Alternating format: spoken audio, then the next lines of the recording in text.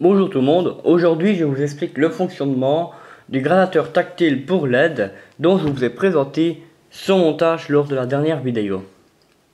Au sommaire de cette vidéo, je commencerai tout d'abord par vous expliquer ainsi son fonctionnement au travers de son schéma électrique. Et ensuite je terminerai donc par la petite démonstration habituelle commentée donc de ce montage. Pour ce faire, je vous rejoins directement après l'introduction de cette vidéo.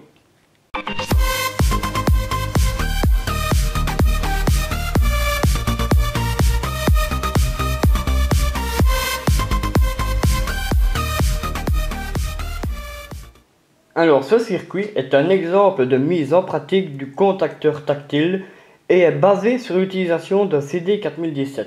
Ce circuit est donc divisé en deux parties, où nous avons la partie du contacteur tactile qui se situe ici et la partie gradateur de lumière au niveau de la LED qui se situe ici. Ce gradateur étant basé sur l'utilisation d'un CD4017 et l'utilisation de diode EN4148. Au sujet là, du contacteur tactile, initialement il y avait une LED entre la résistance de 470 ohms et le négatif, mais celle-ci donc, cette LED a été retirée et à la place on y retrouve la base d'un BC547. Ce transistor va servir à amplifier le signal issu du premier transistor via la résistance de 470 ohms. En posant le doigt sur les deux électrodes, la base du deuxième transistor va se polariser positivement, laissant ainsi passer un courant venant de l'alimentation au travers de sa jonction collecteur-émetteur pour ainsi rejoindre le négatif via la résistance ici de 10 kΩ.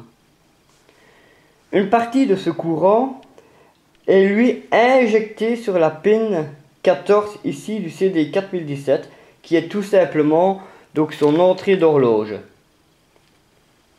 Une fois donc cette broche placée à un niveau logique haut, la première sortie va s'incrémenter et un signal va démarrer de la broche 3 qui va traverser la résistance ici de 470 ohms et ensuite la diode EN4148.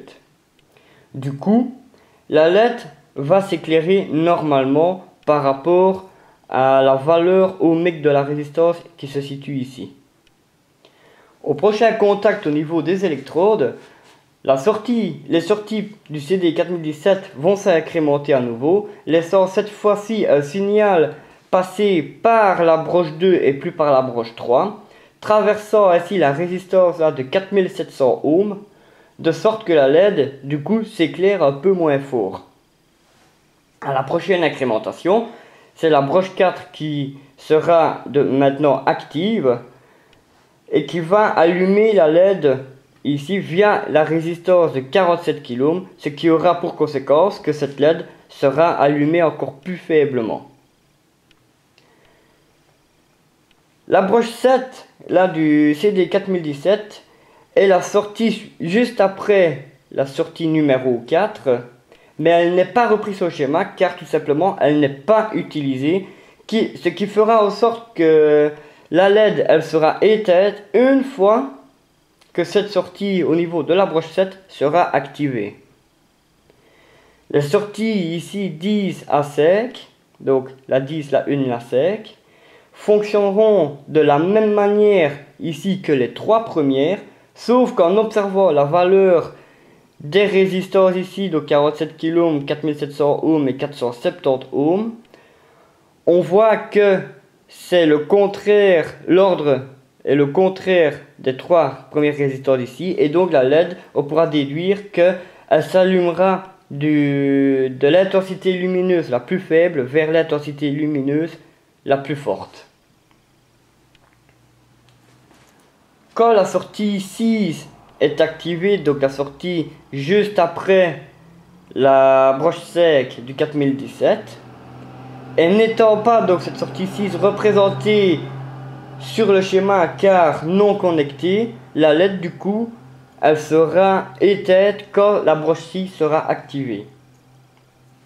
L'incrémentation suivante fera que la sortie 9 est activée ce qui fera qu'elle enverra son signal vers la broche caisse, ce qui réinitialisera le CD 4017 et ainsi tout le cycle recommence. Pour rappeler, par rapport à la vidéo de présentation du CD 4017 que j'avais fait plus tôt dans la chaîne, la broche caisse ici est la broche de réinitialisation du CD 4017. Les diodes, elles, qui sont ici, vont servir à éviter donc que le courant se dirige vers une des sorties inactives du CD 4017 quand une de ces sorties est active. Donc ces diodes vont éviter tout retour de courant éventuel qui irait vers une sortie inactive. Ces diodes sont donc raccordées en cathode commune et vont permettre ainsi à servir d'intermédiaire entre les résistances connectées aux sorties du CD 4017 et la LED. Concernant les explications, donc j'en ai fini.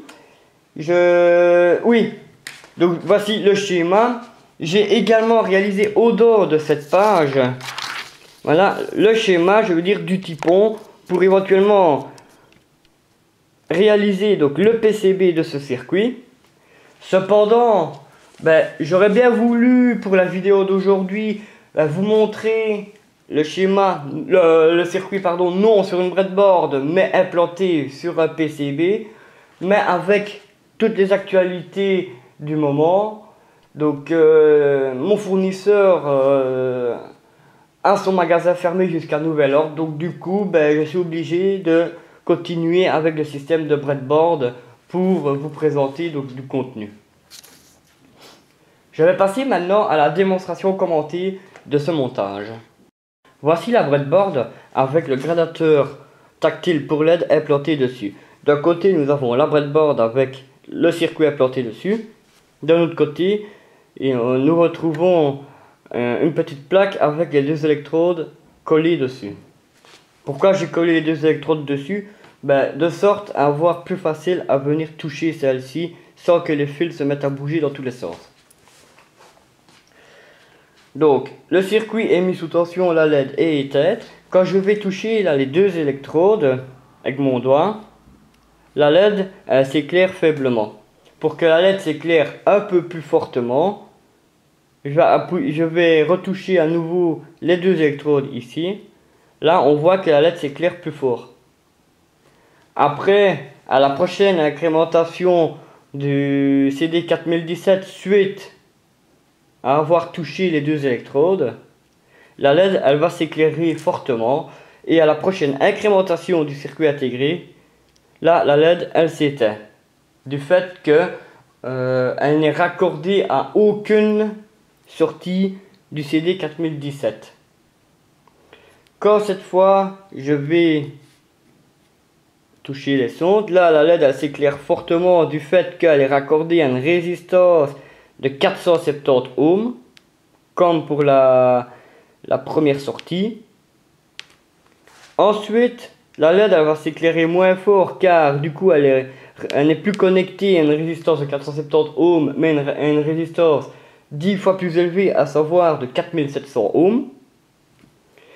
Et pour terminer, ensuite elle s'éclaire faiblement car cette fois la LED est connectée à une résistance là 10 fois plus élevée encore, à savoir une 47 kΩ. Et pour terminer, la LED s'éteint car elle n'est raccordée à aucune des sorties là du CD 4017. Et en même temps, quand je vais appuyer ici, quand je vais toucher ici, voilà, la sortie 9 envoie son signal à la broche de réinitialisation du CD 4017, ce qui a pour conséquence du coup de réinitialiser la puce et tout le cycle recommence. Donc voici pour ce qui est de la petite démonstration commentée de ce montage. Si ce montage et cette vidéo vous ont plu, n'hésitez pas à liker et la partager sur vos réseaux sociaux. Concernant la suite de la chaîne, soit je continuerai avec un autre circuit utilisant le contacteur tactile, soit j'aborderai un nouveau composant. Je ne sais pas encore lequel.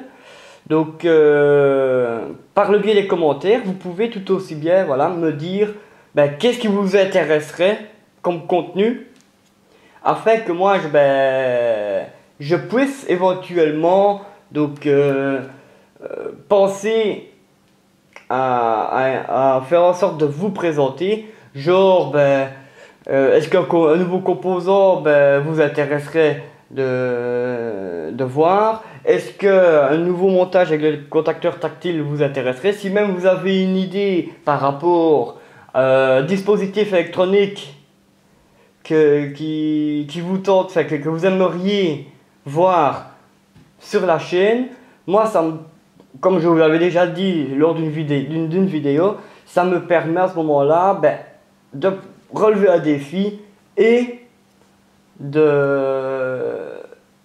d'essayer de concevoir ce tel dispositif et vous le présenter si bien entendu je trouve comment le faire si j'y arrive.